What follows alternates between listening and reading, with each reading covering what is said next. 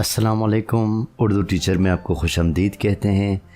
आज की वीडियो में हम ये जानने की कोशिश करेंगे कि इन पेज से हम फ़ोटोशॉप में किसी भी टेक्स्ट को कैसे ले जाएं ताकि वहाँ पर हम उसमें जो एडिटिंग करना चाहें, जो डिज़ाइनिंग करना चाहें वो कर सकें।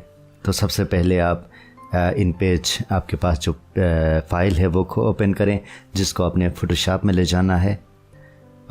ओपन करने के बाद आप फाइल में जाएं और एक्सपोर्ट में जाएं और एक्सपोर्ट पे क्लिक करें।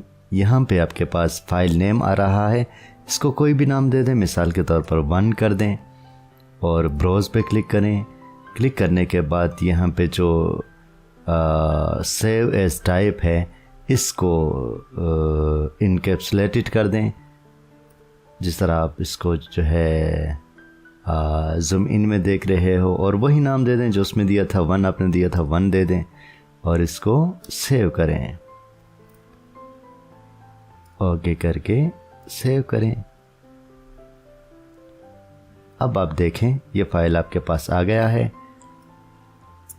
अब फ़ोटोशॉप में जाएं, ओपन पे क्लिक करें और इस फाइल को सेलेक्ट करें। आपके पास ये फ़ाइल आ गया।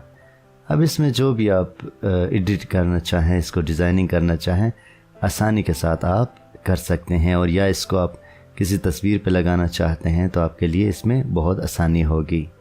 बहुत शुक्रिया। अल्लाह हाफिज़।